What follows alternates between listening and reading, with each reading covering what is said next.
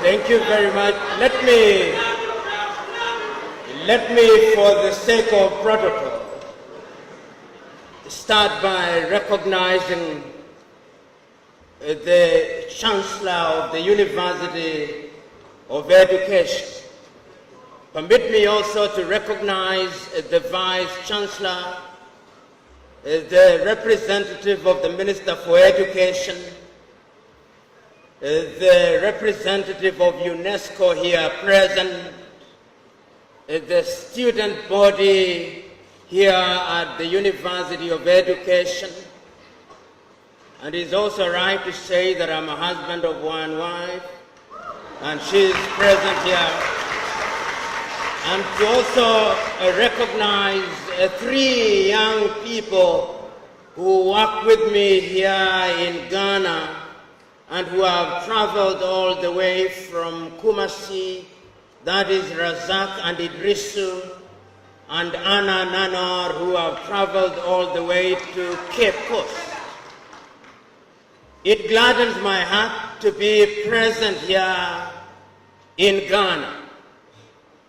When I listened to my good friend, Professor Samuel, there was a sense in which he took the thunder from my presentation. And if I was a judge, as is our leadership, I would have said that I have had the advantage of listening to him and that I have nothing useful to add, save to associate myself with his views in total. But things are being done this afternoon for the sake of protocol. And for the sake of protocol, I'll have something to say. And the thing that I will say speaks to education.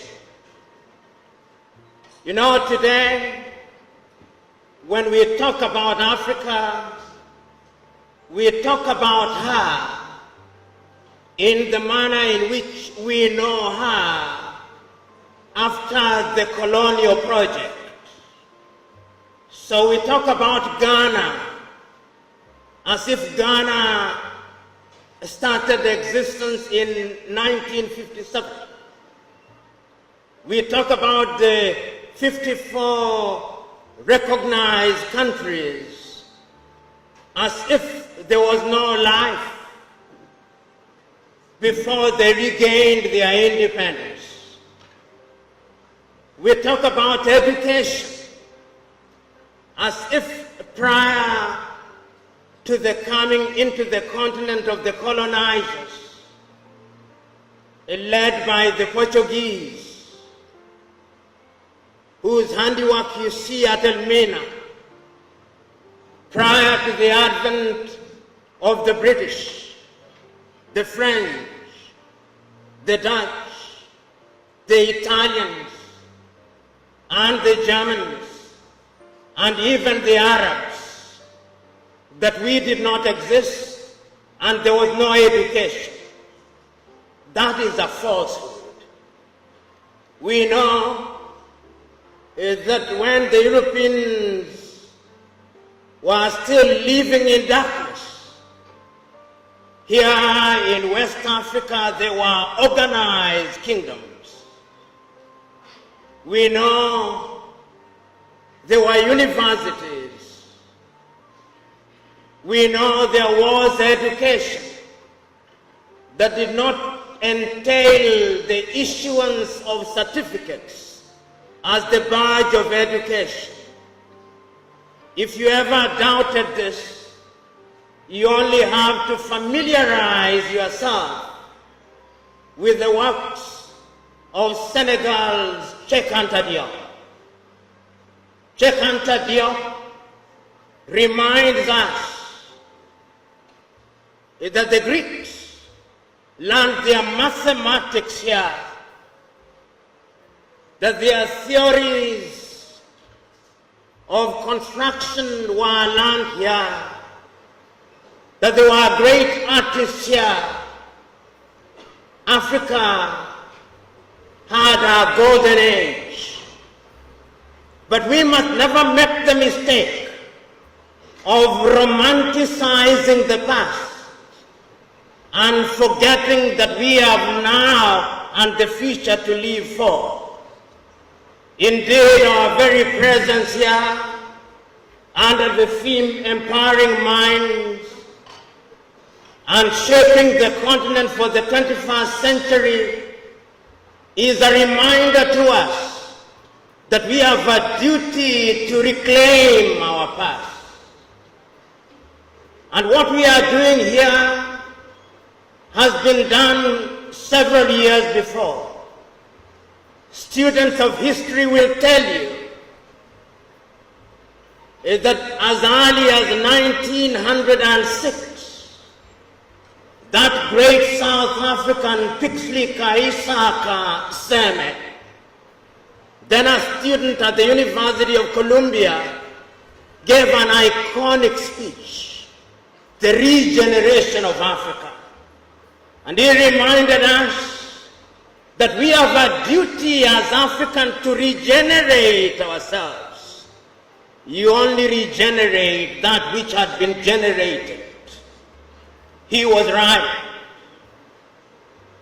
Those of you who are Ghanaians will remember that great Ghanaian, James Emmons Kwejiragi, ordinarily referred to as Agri of Africa.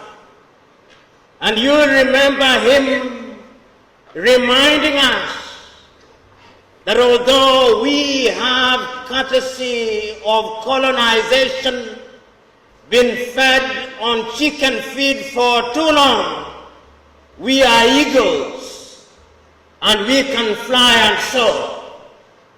We are here to remind ourselves that the time is now to reimagine and to rethink Africa. We must also remind ourselves that when we talk about Ghana, we must never make the mistake of confining ourselves to the geographical space that is called Ghana. We must remember those iconic words and immortal words of the Osagyefo Kwame Nkrumah. On the day when you celebrated the regaining of Ghana's independence, and he said, the independence of Ghana means nothing if the rest of Africa is not independent. And he did not just mean the continent of Africa. He meant our kith and kin in the diaspora, to be found in the Caribbean, to be found in the United States of America, to be found in Europe, to be found in Australia. He meant all of them. And today we are here to talk about rethinking of education, because we in Africa have borne the brunt of abuse. That which we had was disrupted. In Mali, which is not too far from here, in the 14th century, long before the American Declaration of Independence, long before the Universal Declaration of Human Rights, long before all these declarations that you hear about, there lived a man, Sundiata Keita. And there was a Declaration of Human Rights, the Mandian Charter. You could not write a charter if you had no education. We had education. You are not far from Benin. The walls of Benin, history will tell you, were longer than the great walls of China. The Europeans and Americans are now admitting that they stole our artifacts and they are returning them. We had education here. The Monomotapa Empire in what is now called Zimbabwe the Akan peoples here, the Ga, the Ebe, the Mandinka, the Bambara, the Mosi, the Baganda, the Ovambo and Ovimbundu in Angola had systems of governance. That is why you say Nana no. There is wisdom in that. So when somebody comes here and tells you that we only started governing ourselves when something called democracy was introduced to us, he is a liar.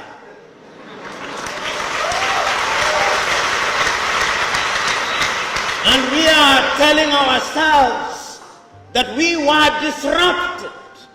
This is why we have this conversation today. The disruption was so great that today, here in Ghana, when you go to Tamale, the Moba people are to be found in Togo and to be found in Ghana. And somebody wants to tell us that the Moba in Ghana are Anglophone and the Moba in Togo are Francophone. It cannot be true.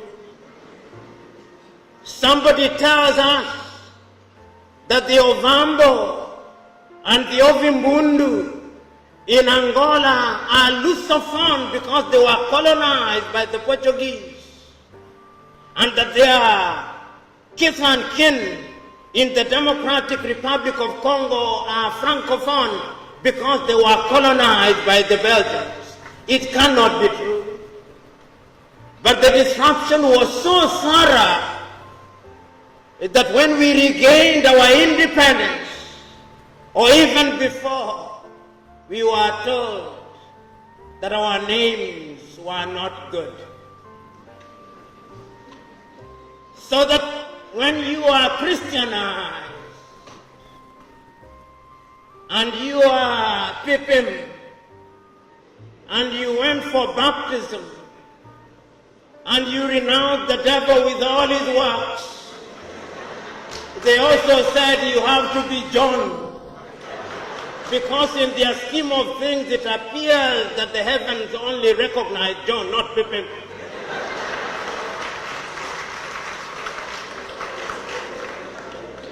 We were told that all the education we had acquired meant nothing, so that if you are eloquent in Ga or in Twi, you are not intelligent. You are only intelligent in English. You can only be intelligent in French. In Portuguese, we now know that that is nonsense. And you know, when that great Nigerian musician in the 1980s, fella Anikula Pokuti said, "Teacher, don't teach me nonsense," he meant it. He was reminding us that we must examine our education system. You know, when the British came here and they were establishing schools across Africa, and then when they were establishing Achimota, which is famous for producing great Ghanaians, the intention was to produce young men and women who would support the colonial empire.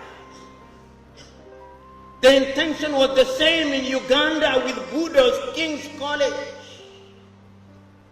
It was the same in Kenya with the Alliance schools.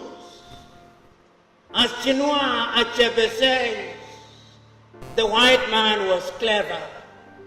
He came and put a knife in the things that held us together, and things fall apart. And they have remained apart. So today when we come here to talk about education, we come here to remind ourselves that we have urgent business to be undertaken. We have urgent business to be undertaken to remind ourselves that Martin Luther King Jr. is still right. The mind is the standard of the man. Because if the mind cannot imagine, then we cannot realize our potential. So we are here to interrogate our education system. My good friend Samuel Pippin, doing the work that he came to do, to lay the ground, reminded you appropriately that we have now become famous for producing graduates in agriculture, some of whom, if you allow me a little latitude and hyperbole, cannot distinguish between a goat and a sheep.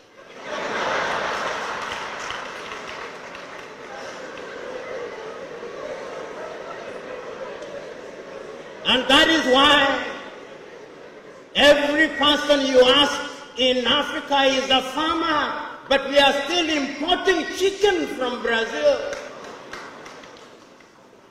When I sit at the breakfast table in any African country, what am I served with? Nescafe from Nestle in Switzerland. There is not a single coffee bush in Switzerland.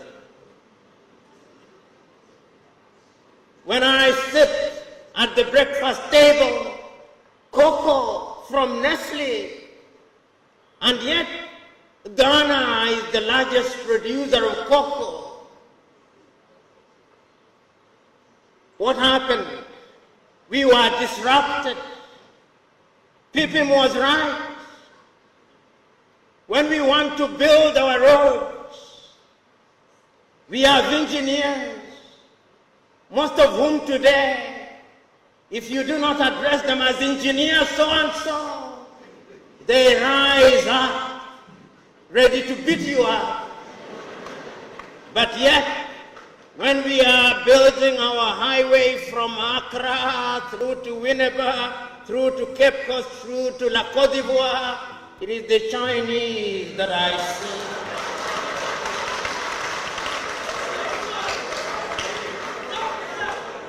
Which calls into question, what type of engineering are we teaching? We are producing doctors, and they are good, some of them. But yet, when those of us who have the ability are sick, unless they do not know, they want to be airlifted to Dubai and to Germany. They have no faith in our medical system. When we are sick during COVID, all Africa is crying to America, oh, give us Moderna, give us Pfizer, to the Russians, give us Sputnik. We are crying. Yet we have universities with professors in medicine,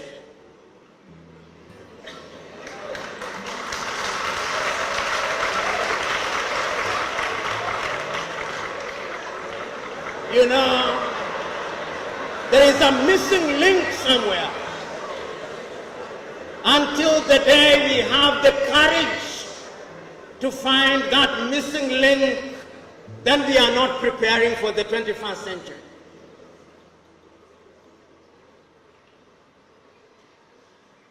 Today, as I am producing that which we do not consume, we must re-examine our education system. Even in matters as mundane as sports, which is a multi-billion-dollar industry, the United States of America offers our young men and women scholarships to study sports. Our universities don't. Football is a multi-billion-dollar industry.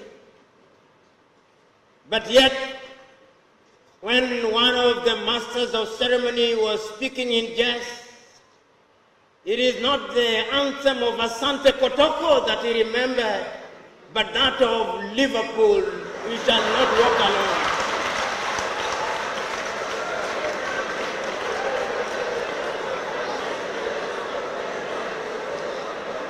So that as we are sitting here, even in the area of sports, which is a whole multi-billion-dollar industry, our young men and women are preoccupied with whether Arsenal beat Real Madrid or Barcelona beat Borussia Dortmund. They do not care whether Hafia Guinea du Conakry beat Asante Kotoko. The Osagiefo was right when he said, we may actually solve the economic problem. We may even solve the political problem. But I dare say that the mental problem which was impacted and makes us feel inferior will take a little longer to solve. This was not only said by the Osagiefo himself in 1963. In 1933, Carter G. Woodson, that African-American educator writing in his book, Miseducation of the Negro, said that we have been so miseducated for so long. Our self-esteem has been undermined for so long. We have been made to use the back door for so long that even when we are told to use the front door, we look for the back door, and if we can't find it, we create our own back door. The level of our miseducation is amazing. We must change it in order to enter into the 21st century. You know, Brother Pippin, when you said that our passport, technological passports to the 21st century and visas to boot are expired, you are right. How can we play football on the games of rugby, on the rules of rugby?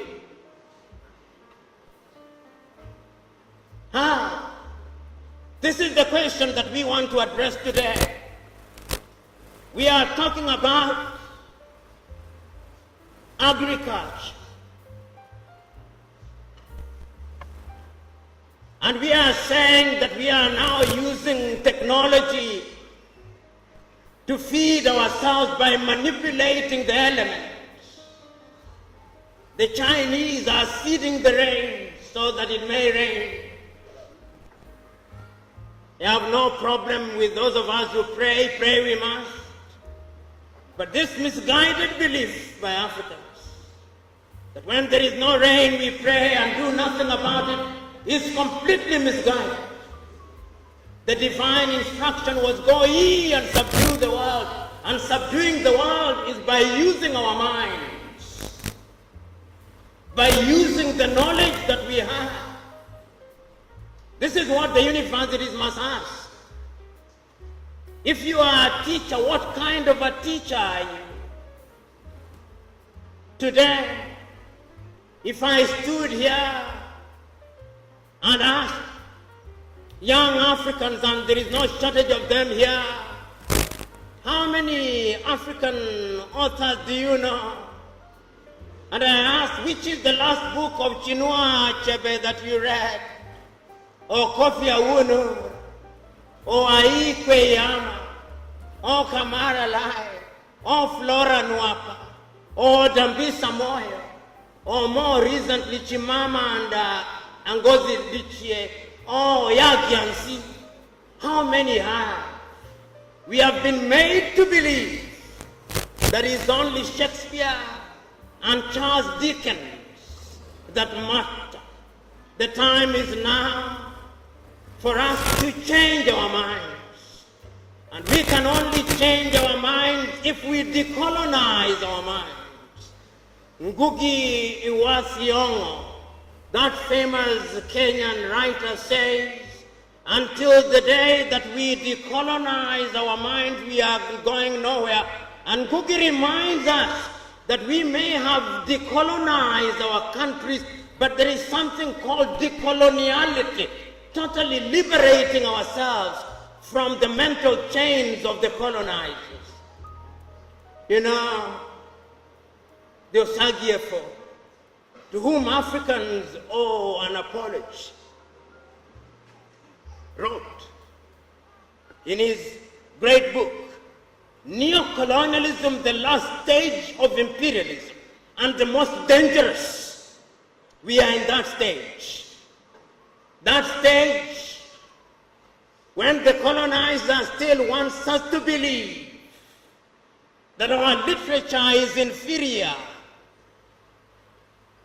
that our science does not exist, that our mathematics does not exist, that we have no medicine to talk about, that we cannot mine beyond Galamsey, that we cannot extract our own oil, that we have no business being in robotics and cryptocurrency, that we must be consigned to the Museum of History alongside the spinning wheel, that we have no business being in the jet age.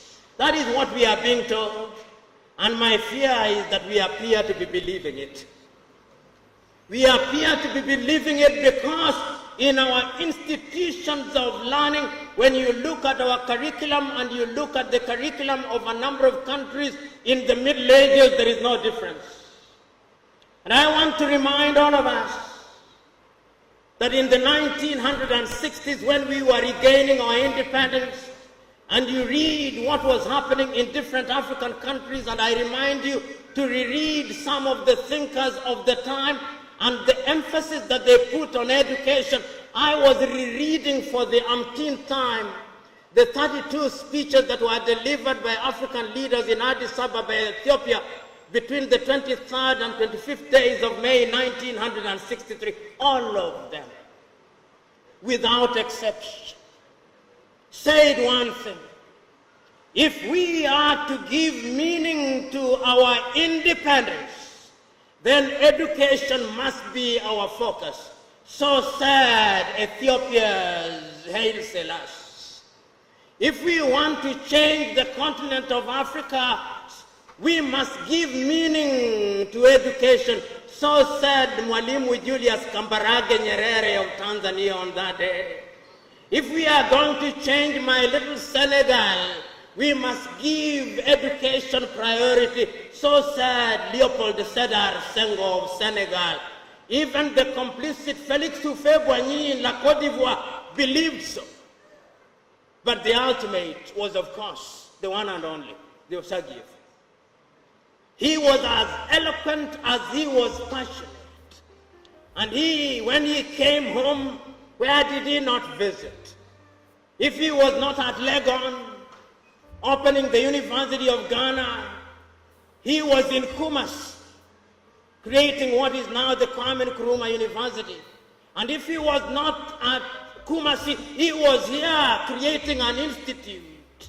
He was everywhere.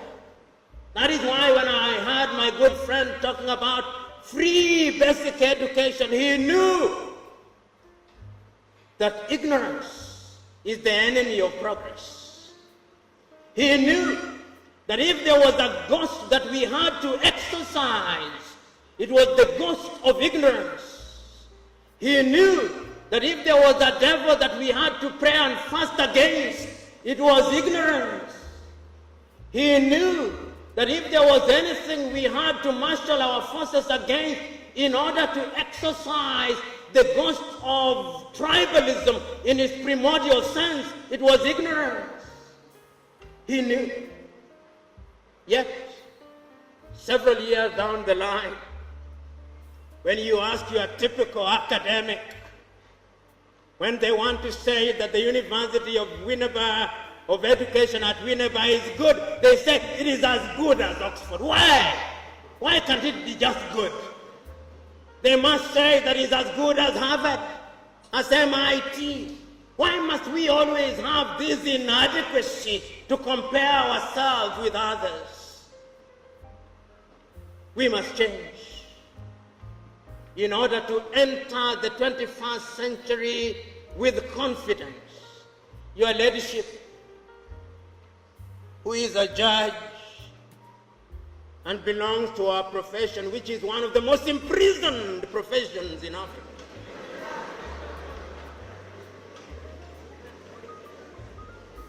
When you see our judges dressing, they still dress like Father Christmas. The shops, even the inauthentic canters, are from China. They have franchised, indeed patented canter.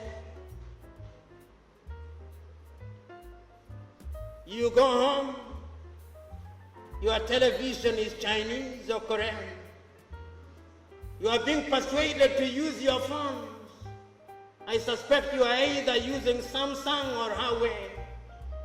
What did China do 30 years ago? They made a decision that we are going to change our education system. And they changed the education system.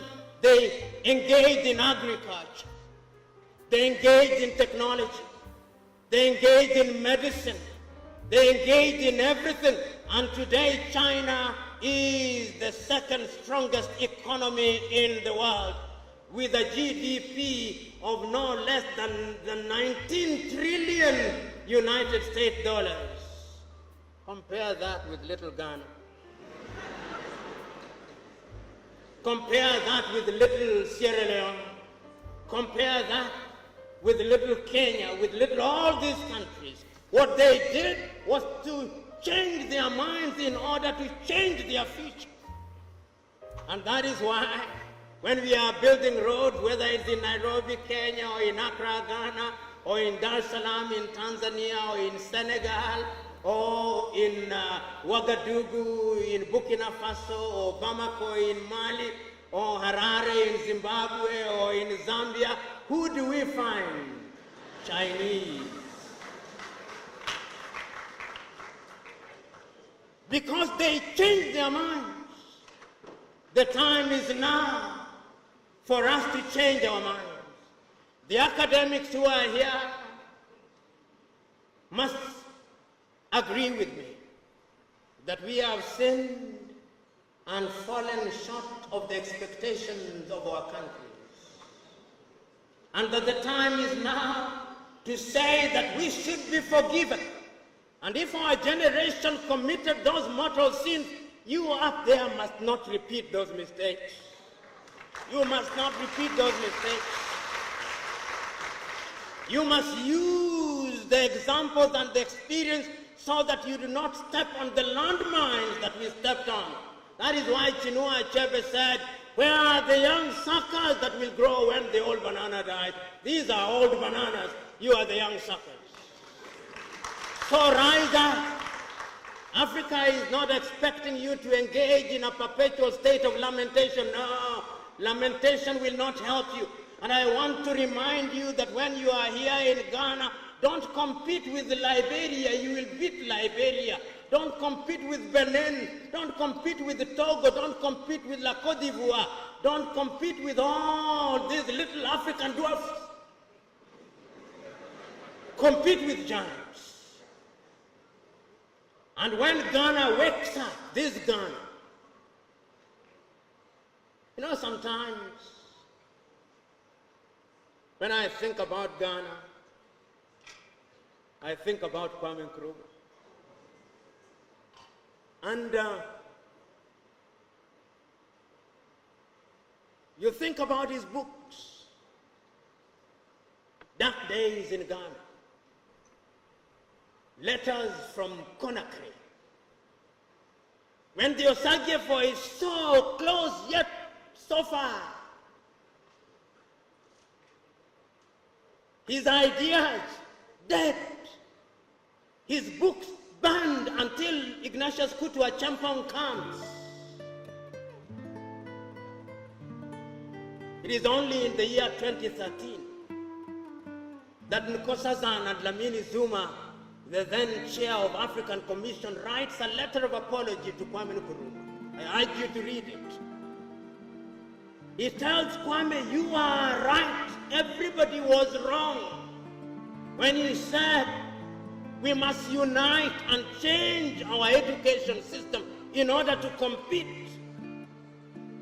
That is Nkosazana and Dlamini Zuma. Today, Yosagefo is here telling us, let us change. He said it in 1963 in Addis Ababa, Ethiopia. He said it in 1964 in Cairo, Egypt. He said it in 1965 in Accra, Ghana.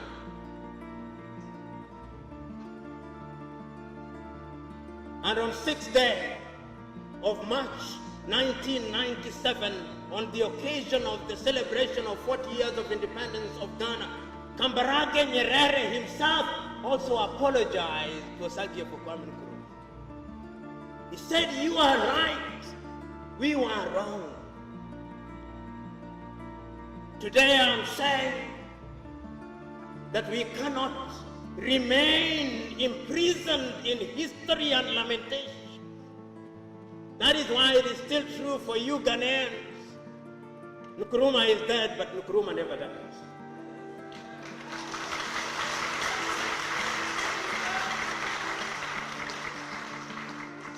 And the reason why he never dies is that his ideas are evergreen. Who among you here is courageous enough to stand up and contradict me when I say what we are saying here was said by Kwame Nkrumah in 1955? Who among you? Who among you here is courageous enough to tell me that Nkrumah did not think about education of a different kind when he was instituting the university at Legon? Who amongst us? That he was right when he established the Kwame Nkrumah University in Kumasi, that he was right when he instituted the institute out of which grew the University of Education at Winneba. Who amongst you can contradict him? So if he was right, he did not have the advantage of the technology that you have? No.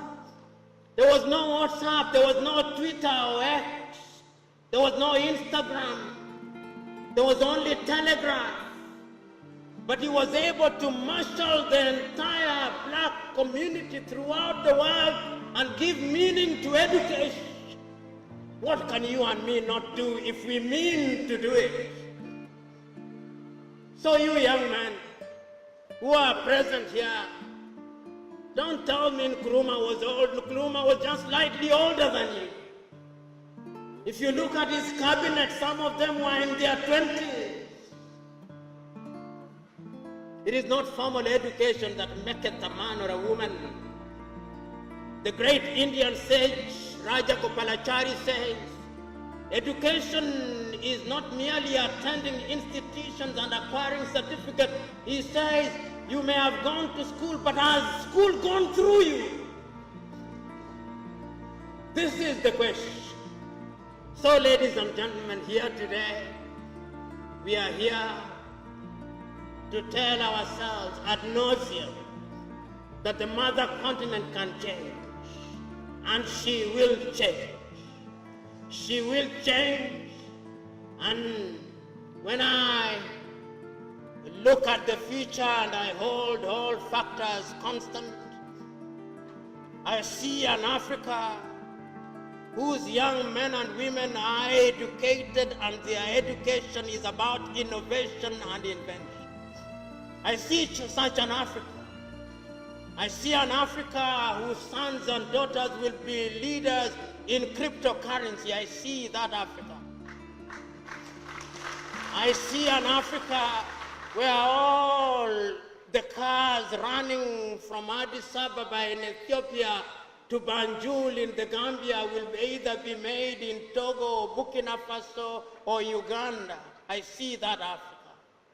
I see an Africa where the Ghanaian doctors who are running hospitals in the United States and in the United Kingdom will have the courage to come back home because there is something called a hostel where they can do their trade. I see such an Africa.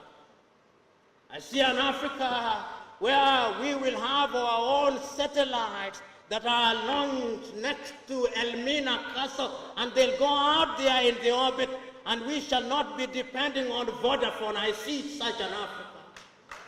I see an Africa where we will be able to produce enough rice, enough cocoa, and enough gold, and we will process it here, and that you will be selling it to Nairobi, Kenya, Dar es Salaam, in Tanzania, and it will not be necessary to look to the outside world. I see such an Africa.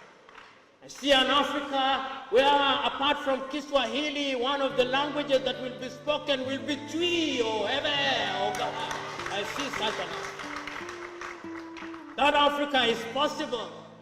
It is possible, Honorable Minister for Education, when at your next meeting you think outside of the box, or preferably without reference to the box.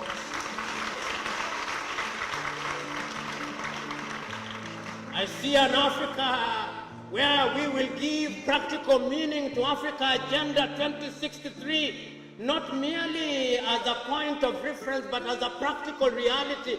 I see an Africa where there is Africa Continental Free Trade Area, and the majority of students here at Winneba will be drawn from Togo, from Benin, from Gabon. I see an Africa where our kith and kin in Martinique, in Guadeloupe, and Barbados, Antigua, and Barbuda will be coming here. I see that.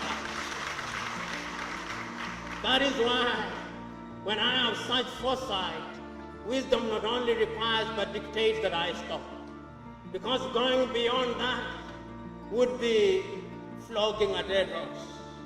I see an Africa that gives meaning to those words of the Osagyefo Kwame Nkrumah, written in his book, Africa Must Unite, that Africa needs a new citizen. Are you those citizens that the Osagyefo was talking about? Are you? Do you have values? Do you have passion? Do you have dedication? Do you have love? Do you have imagination? Do you have the spirit of innovation? Do you have the spirit of invention? If that is true, then I have no fear for Africa. So go out there and amaze Africa. God bless you.